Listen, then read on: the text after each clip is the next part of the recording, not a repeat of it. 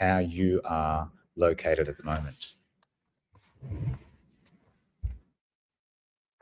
So, Lena, do you want to start off and let the people know what you feel is the best real estate location in the world?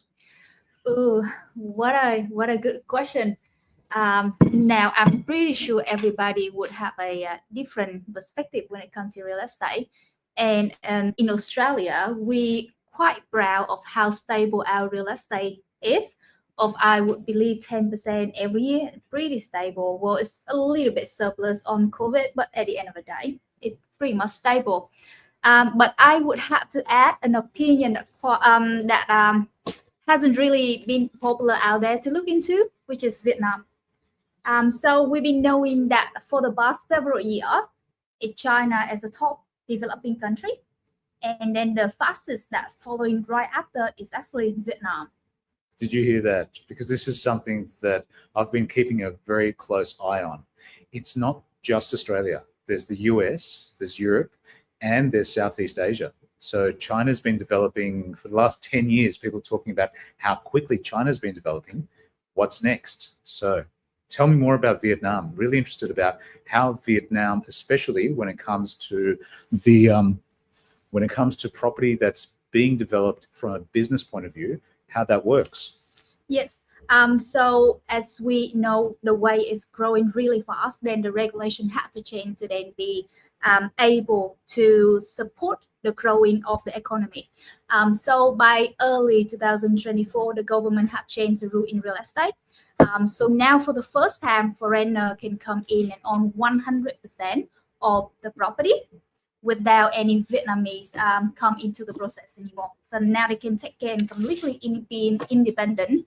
And for the return itself, it is calculated very stably. On the last year, every quarter, we saw the growing of 7.5%. I'm talking about every quarter, very stable. Wow. So that's 7.5%, not per annum, per quarter. And it's been a very stable increase. So that really smashes a lot of the Australian perspective where we look at 12%, 15% as absolutely massive. But when you think about a quarter being 7.5%, that's not even comparable. Mm-hmm. So the question, Lena, is what are the risks? Because a lot of us in Australia, we look at our exchange rate as Mm-hmm. one thing that might change. Mm-hmm. We look at politics as one thing that might change. Mm-hmm. And we do an assessment to see, yes, it's a good return. What's the risk? What's the worst thing that could happen? What's the best thing that could happen? And what's the most likely? Yeah, absolutely. I mean, when you hear 7.5% every quarter, that is a very high return, and people would ask why. Why is it so high? So for insider, by the end of last year, I was invited to a very politic meeting between the foreign investment minister of Vietnam and the finance minister of Australia.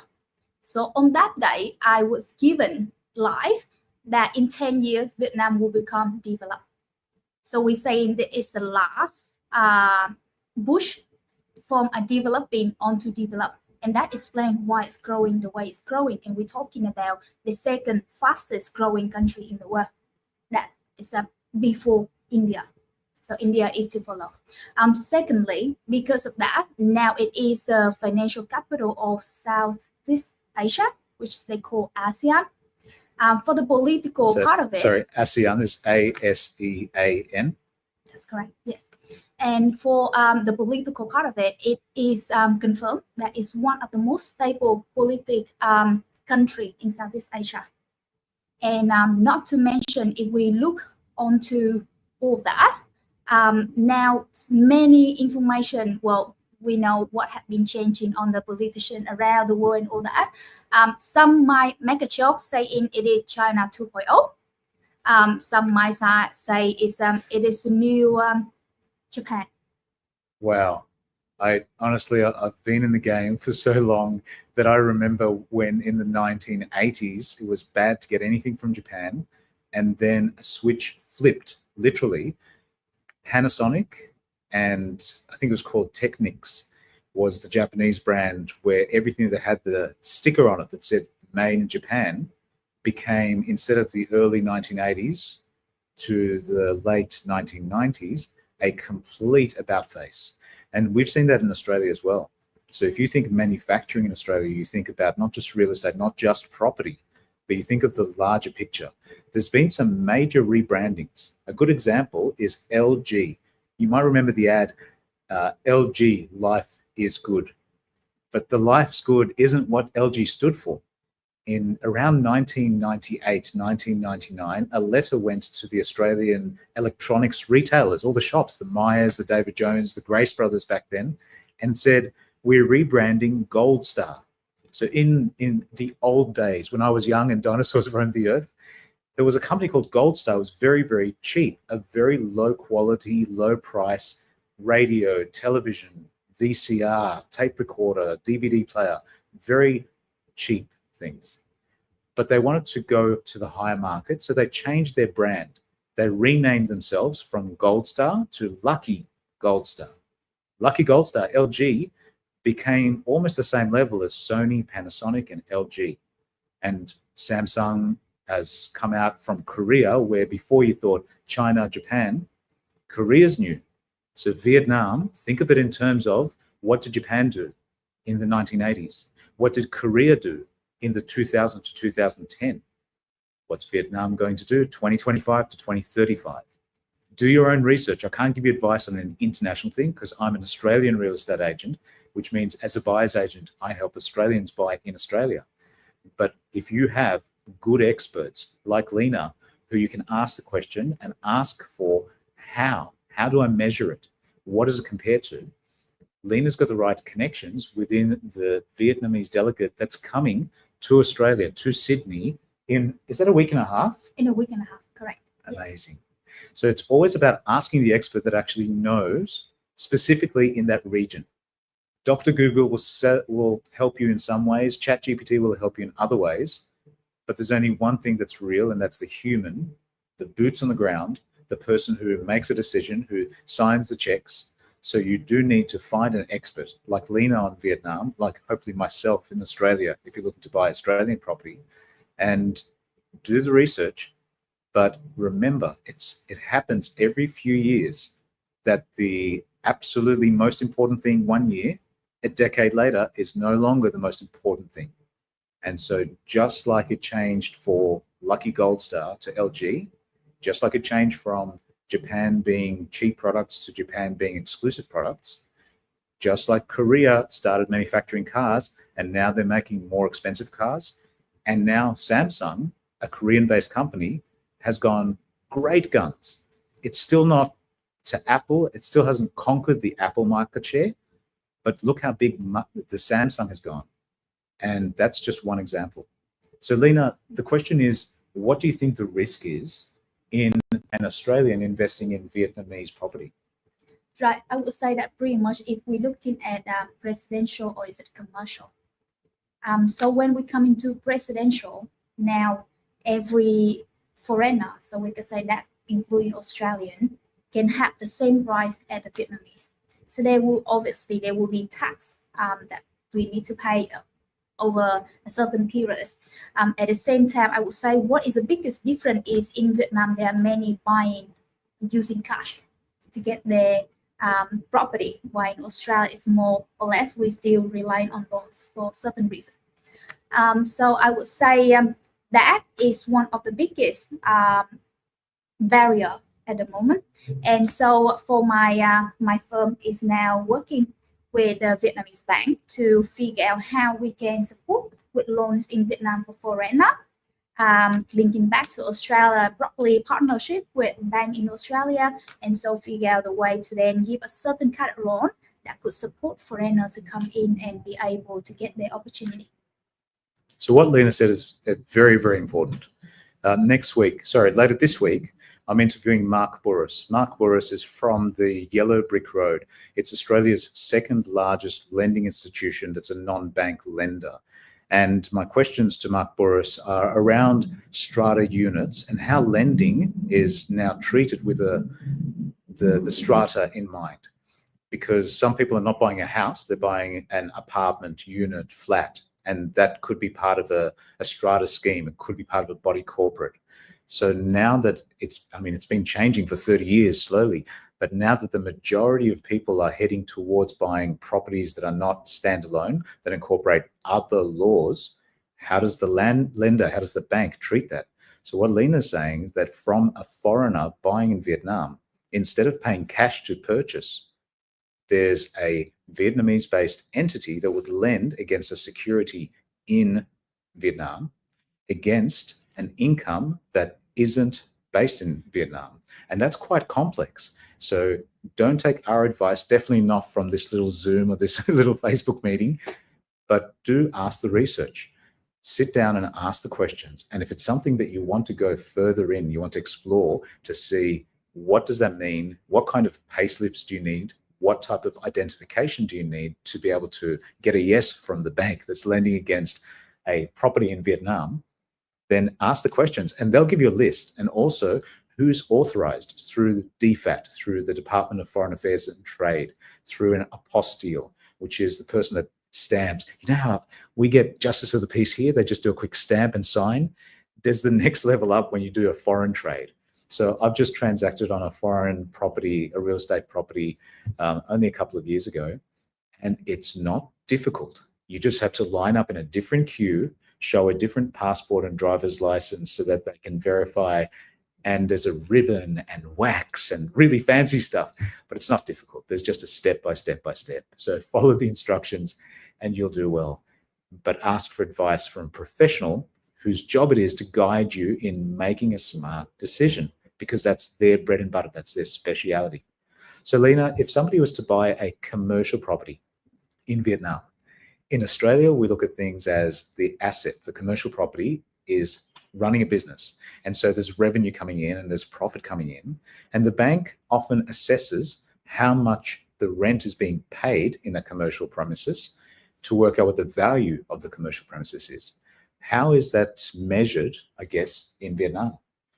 Well, I would say pretty much they would use similar technique to then evaluate a commercial property in Vietnam.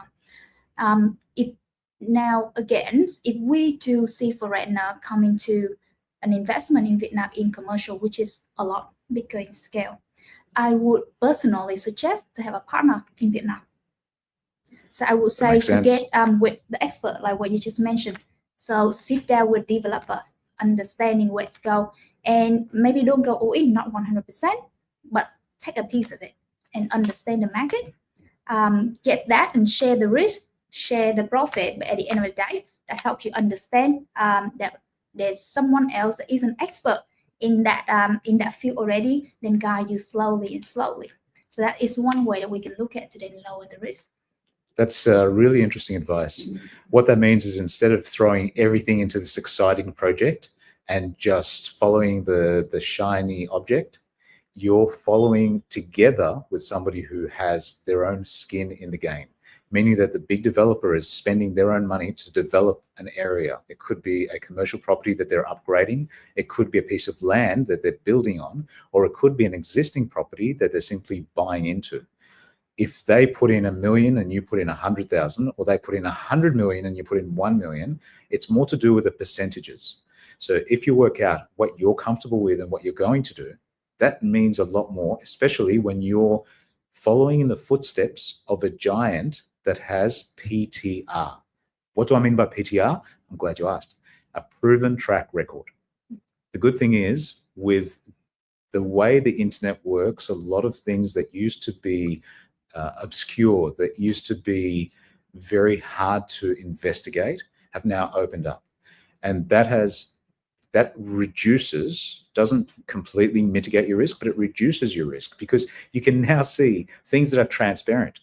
When there's a property transaction, when something is purchased and something is sold later on, you have a date, a purchase price, another date, another selling price. So you can measure things. If we think about the background, when you used to do things the olden way, when you'd have to knock on the door of a real estate agent and almost beg them, ask them to tell you the truth, to show you what was a transaction like.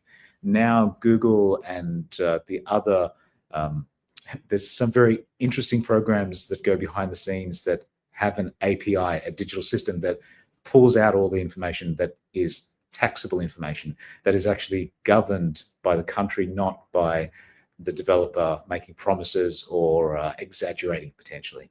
So you can now measure things in a lot better way. So I know that that's one thing that I do, especially in Australian companies where the same company has been operating for 15 years. And they've done 5 projects. So you can see what was their project 15 years ago, where is it now in 5 years later, not just what's the most recent, but have a look at how they treat their people, their investors, and the property itself. Does it look like it's dilapidated, that it's about to fall apart now, or has it stood the test of time? Yeah, absolutely. Well, just a little adding on top. Many years, I would say language barrier is a problem. So there's a lot of media press in Vietnam who would never be able to come to Australia because of the language and how broad they might broadcast it and all. So lucky enough for us, now we have AI. What we can do, we can find a good source over there. We can use that exact media and we can just add, let's say, ChatGPT to translate it. And immediately you have the information now in English, which is a good way. Or you can actually get to my website, which is Australia Vietnam Investor Connect, AUVN, australiavietnam.com.au.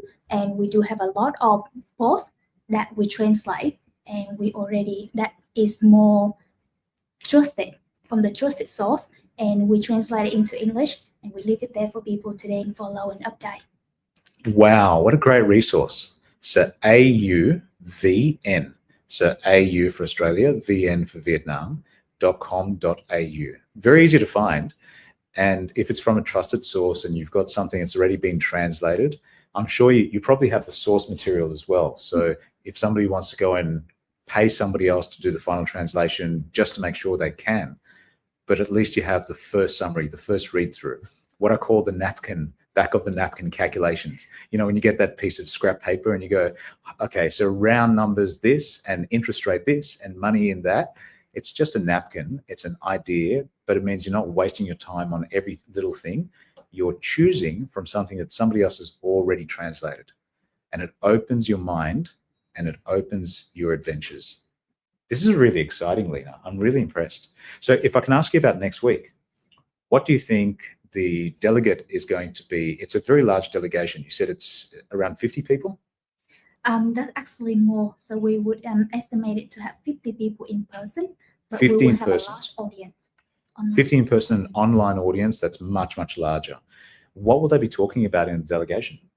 So that pretty much will be between investment of Australia and vice versa, from Vietnam to Australia, Australia to Vietnam, in every industry. And we're talking real estate, we're talking mining, technology, in fashion.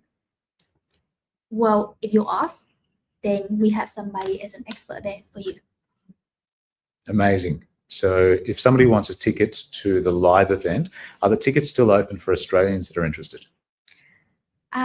I would say we still have some ticket in person. As online, we could open to a few investors. At the end of the day, we do have the delegation, so we do need to keep it in a pretty much a group where it's more onto keeping the information and trust the information. At this point, we do not wish to publish it yet. And it's also probably one of the reasons why Vietnam is still at the back of the radar. But as I mentioned, when the Vietnamese and Australians signed a contract last year in November, it is 20 billions in trade and investment. And so we do expecting, or now from now on, then the Vietnamese gonna have come out with more information, being more public and all. But at the end of the day, they want to make sure that every step is well planned for the investor and make sure all the risk is calculated and looked into before we just come out. And so at this point, we do like to keep it in a smallest group. And that was November last year? That was in Adelaide, November last year. Yes. So let that land. The Australian government and the Vietnamese government signed in November 2024 a deal worth 20 billion with a B, billion-dollar deal. That's the start of the way we work together. Australia is a very crucial part of Southeast Asia. Although we have our own infrastructure, our own needs, our own culture, from a shipping route, from a developing route, from even the internet route. There's so many things that we have a microcosm that affects the people in Australia, in New Zealand, in Asia, more than it does the US and the UK. So we are geographically different. But even if you think about the submarine lines that connect the internet, the normal stuff that you Google or ChatGPT, that connects the Australian mainland to Asia. There is a pipe that goes underground that has the fiber optic that connects us. So it's not magic, it's not satellite. If you try to imagine bouncing satellite rays around the Earth, it's actually much easier to go pipe through to our Asian neighbors. But that's the same intellectually, progress through finances, and developing through real estate. So yes, you're not going to rent a unit up in Vietnam in Ho Chi Minh City and then come to work during the day and then come back to Ho Chi Minh City. We get that. But the culture is similar enough in a lot of different areas, especially with the way international business is now conducted, where if your only barrier is the translation, ChatGPT Translate, Google Translate. Sam, we're talking about Samsung. The new Samsung S25 does a live translation. So on the phone, you click a button, you speak English, the other side hears it in Japanese. So there are languages to choose from, and that's coming across a lot of different mobile devices. So it's immediate. It gets rid of the friction, which means it's a smoother path. Yeah, absolutely. And with all of that, pretty much just open up the door for investment, and that just means there will be more expats from all over the world who then have to move to Vietnam to continue with their projects. At the same time, Vietnam is a very young population and still growing. And so we do see right now the need for property is keep on increasing, and it's going to be stable in a very long time. Part of Australia's infrastructure is in construction. So we do a lot of construction as one of the main jobs in Australia. How does the construction in Vietnam differ, or is it similar to the construction in Australia? Right, I would say construction in Vietnam for the past several years, people tend, if we're talking about residential construction. Yeah, so they would prefer independent house a lot, but because of the density of the population now, so many unit departments starting to be built, and so people, just like in China, younger generation, they like to live in high-end department. So we do focus on high-end very much now, in certain location, and townhouse start to happen. Now it's not independent house at the beach, but townhouse at the beach, and then that create a whole society, the little community where there will be commercial, there will be residential, and everything else in between to keep them happy, pretty much. Wow. So I'm going to put a link on my link tree. So I'll put inside one of the comments, I'll put the link tree so that you can go and get more information on this. If you have a question right now, put it in the chat. If you're on YouTube or you're on LinkedIn or Facebook or Instagram or wherever you're watching this live at the moment, put a little link, like explain what it is that you'd like to ask. And as we're getting questions through, I'm going to try to answer some of these if that's all right. Do we still have time? Yeah, absolutely. Okay, so first questions come through.